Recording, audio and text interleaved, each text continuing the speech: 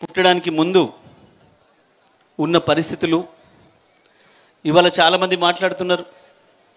కేసీఆర్ తెచ్చిన పదవిలో కూర్చొని, కేసీఆర్ వల్ల సృష్టించబడ్డ పదవులలో కూర్చొని చాలామంది పైరకారులు, బ్రోకర్లు, జోకర్ నాయర్లు కూడా ఇవాళ పదవులలోకి వచ్చి మాట్లాడుతున్నారు. ఆనాడు కేసీఆర్ జై తెలంగాణ అంటే అమ్మో కేసీఆర్ నెంబడి నిలబడితే మాకేమైద్దామని చెప్పి ఉచ్చాలు పోసుకొని దూరం పోయిన ఎదవలు సమైక్యాంధ్ర తొత్తులుగా పనిచేసిన ఇక్కడున్న స్థానిక కాంగ్రెస్ తెలుగుదేశం నాయకులు తెలంగాణలో ఇవాళ చాలా అవాకులు చివాకులు పేలుతున్నారు. అదొక వైపు.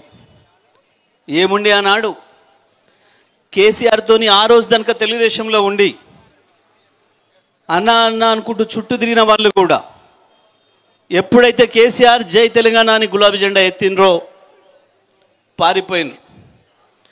ఎందుకంటే ఆ సమయం అటువంటిది. తెలంగాణ యాసను కూడా మర్చిపోయి తెలుగును ఆంధ్ర యాసలో మాట్లాడాల్సిన పరిస్థితి వచ్చింది. మన సెక్రటేరియట్లో, మన అసెంబ్లీలో, తెలంగాణ అంతటా. తెలంగాణ పదాన్ని అసెంబ్లీలో నిషేధించిన సందర్భం.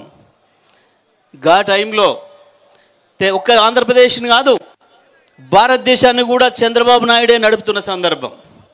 అటువంటి టైంలో తెలంగాణ ఎండిపోతున్న తెలంగాణను చూసి, వెళ్ళిపోతున్న తెలంగాణను చూసి, వలసల పాలైన తెలంగాణను చూసి నేనున్న తెలంగాణ కొరకు, తెలంగాణ రైతులారా చనిపోవద్దు, తెలంగాణ నేతన్నలారా చనిపోకండి, నేను వస్తున్నా తెలంగాణ కొరకు, ఎవడి కడుపులో తలబెట్టినా, ఎవడి కాలు మొక్కినా మన సమస్యలు తీరవు, తెలంగాణ రాష్ట్రం సొంతమైతేనే తప్ప మనకు ఆ బాధలు తప్పవు అని చెప్పి గులాబీ జెండాను ఎగిరేసి ఒక్కడిగా సిద్దిపేట నుంచి బయలుదేరిన కేసీఆర్ ఆ పార్టీ నుంచి వచ్చిన పదవులకు రాజీనామా చేసి, ఆ పార్టీకి రాజీనామా చేసి ఒక్కడిగా బయలుదేరిండు. ఎన్ని అవమానాలు ఎదురైనా, ఎన్ని అవాంతరాలు ఎదురైనా ఒక్కరొక్కరిగా వస్తున్న వాళ్ళని కలుపుకొని ఊరికొక్కరే ఉన్నా, ఊరికొక్కరిని కేసీఆర్ అని పిలిచినా భయపడకుండా వచ్చిన ఆ ఉద్యమకారుల్ని వెంటబెట్టుకొని ఒక తల్లి కోడి పిల్లల్ని ఎట్లా రెక్కల కింద పెట్టి కాపాడుకుంటుందో కాకల నుంచి, గద్దల నుంచి, ఆ పద్ధతుల్లో ఉద్యమకారుల్ని కాపాడుకుంటూ ఒక్కొక్క అడుగు ఎక్కుతూ ఉద్యమాన్ని ఎట్లా నిలిపి ఉంచాలి అని చెప్పి ఎవడికి అర్థం కాని పద్ధతుల్లో ఎందుకు రాజీనామాలు చేయిస్తున్నాడు కేసీఆర్, ఎందుకు పదవుల్ని రకంగా వదిలేస్తున్నాడు, ఎందుకు ఉప ఎన్నికలు తెస్తున్నాడు అని చెప్పి ఆనాటి సమైక్యవాద తొత్తులైన కొంతమంది మీడియా వాళ్ళకు కూడా అర్థం కాకుండా ప్రతి నిమిషం తెలంగాణ చుట్టే తిప్పాలి ఈ రాజకీయాలని చెప్పి తనదైన పద్ధతుల్లో గాంధీ చూపించిన మార్గంలోనే నడుస్తా, అంబేద్కర్ మనకిచ్చిన అవకాశం ఉంది ఆర్టికల్ 3లో భారతదేశంలో రాష్ట్రం ఏర్పడాలంటే ఆ పద్ధతులను ఏర్పడాలని చెప్పి ఒకవైపు ఉద్యమాన్ని, ఇంకొక వైపు రాజకీయాన్ని కలగలిపి 14 సంవత్సరాలు తెలంగాణను నిలిపి ఉంచి మొదలుపెట్టినాడు. నా స్వప్నం, నా ధ్యేయం తెలంగాణ రాష్ట్రమే, తెలంగాణ రాష్ట్ర సాధనే నా ఏకైక ఎజెండా, అంతకు మించి నాకు ఇంకొక ఎజెండా లేదు. తెలంగాణ వచ్చిన తర్వాత అవసరమైతే నాకు పార్టీ లేకున్నా ఏం లేదు, నేను మళ్ళీ పోయి వ్యవసాయం చేసుకుంటా తప్ప తెలంగాణ రావడమే నాకు ముఖ్యమని చెప్పి తను నిర్మాణం చేసిన పార్టీని, తన కన్న బిడ్డ అనుకుంటే అటువంటి పార్టీని వదులుకోవడానికి కూడా సిద్ధపడి, అటువంటి త్యాగాలకు సిద్ధపడి ఈ రాష్ట్రాన్ని తీసుకొచ్చింది టీఆర్ఎస్ పార్టీ కేసీఆర్ నాయకత్వంలో. ఈ దేశంలో ఎవడు చేయనన్ని అద్భుతమైన కార్యక్రమాలు చేసింది టీఆర్ఎస్ పార్టీ. భారతదేశ చరిత్రలో ఏ పార్టీ కూడా రానటువంటి ఆదరణ టీఆర్ఎస్ పార్టీ సభ్యత్వం అంటే ప్రజలు రోడ్ల మీద నిలబడి బారులు కట్టి సభ్యత్వాలు తీసుకున్నారు. సభ్యత్వం ఆలస్యమైతే గులాబీ జెండా కనపడ్డ కార్యకర్తను పట్టుకొని నిలబెట్టి నాకు సభ్యత్వం కావాలే, ఎక్కడుంది ఇయ్యా అని చెప్పి అడుక్కొని తీసుకున్నారు.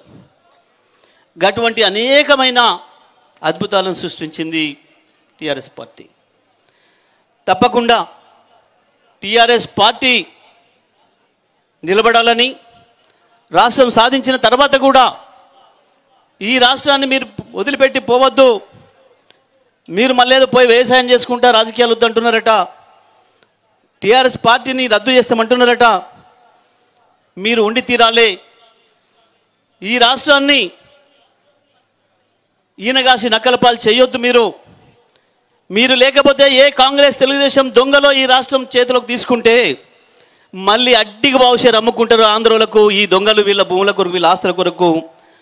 ఈ రాష్ట్రంలో ఏ పేద ప్రజల గుండెల్లో ఎవరి మనసులో ఏ బాధ ఉందో, ఏ గోండుగూడెంలో, ఏ గిరిజన తండాలో, ఏ దళిత వాడలో, ఏ ముస్లిం బస్తీలో ఎవరి మనసులో ఏ బాధలు ఉన్నాయో, ఈ రాష్ట్రంలో ఏ చుక్క నీళ్లు ఏ భూమి ఏ ఇంచు భూమికి వాడతాయో మీకు తెలిసినంతగా ఇంకొకరు తెలియదు, మీరు ఉండి తీరాలి అని చెప్పి ప్రజల డిమాండ్ మేరకే అప్పటిదాకా ఉద్యమ పార్టీగా ఉన్న టీఆర్ఎస్ పార్టీని రాజకీయ పార్టీగా చేసి ఎన్నికల మేనిఫెస్టో ఇచ్చి, ఆ ఎన్నికల మేనిఫెస్టోను కూడా మొట్టమొదలు సూర్యాపేటలోనే అక్కడున్న మన ఇంద్రమ్మ గ్రౌండ్లోనే ప్రకటించి సూర్యాపేటకు ఆ గౌరవాన్ని ఇచ్చి ముందుకు నడిచింది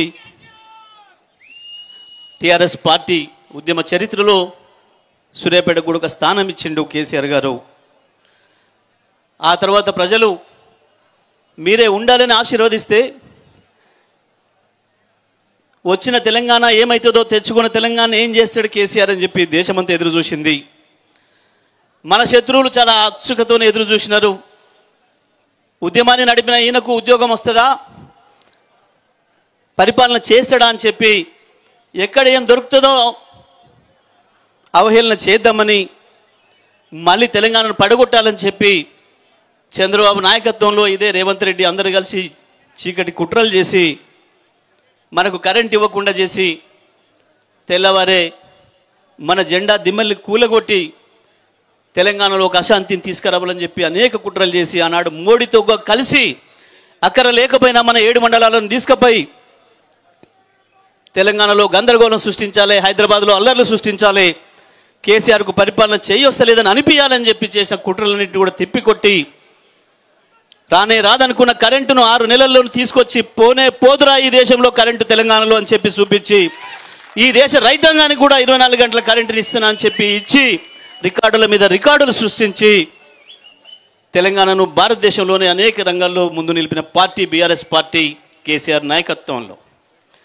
బీఆర్ఎస్ పార్టీ అంటే కేసీఆర్ అంటే వేరు కాదు, గులాబీ జెండా అంటే కేసీఆర్ అంటే వేరు కాదు. బీఆర్ఎస్ పార్టీనే టీఆర్ఎస్ పార్టీనే కేసీఆర్, గులాబీ జెండానే కేసీఆర్. ప్రతి జెండాలో కేసీఆర్ కనబడతాడు మనకు తెలంగాణ ప్రజలకి. ఇవాళ మళ్ళీ తెలుస్తుంది టీఆర్ఎస్ పార్టీని బీఆర్ఎస్ పార్టీగా ఊరికనే చేయలే. తెలంగాణ రాష్ట్రంలో కేసీఆర్ తీసుకొచ్చిన అనేక సంక్షేమ పథకాలు, అభివృద్ధి కార్యక్రమాలు, తెలంగాణ తెచ్చినాడు 1,10,000 లేని తలసరి ఆదాయాన్ని 3.5 లక్షలు తెచ్చిన విషయం, ప్రతి దాంట్లో వరి ధాన్యం పండించే విషయంలో, ఉపాధి కల్పించే విషయంలో 20 లక్షల ఉద్యోగాలు కేవలం 6 ఏళ్లలోనే కేటీఆర్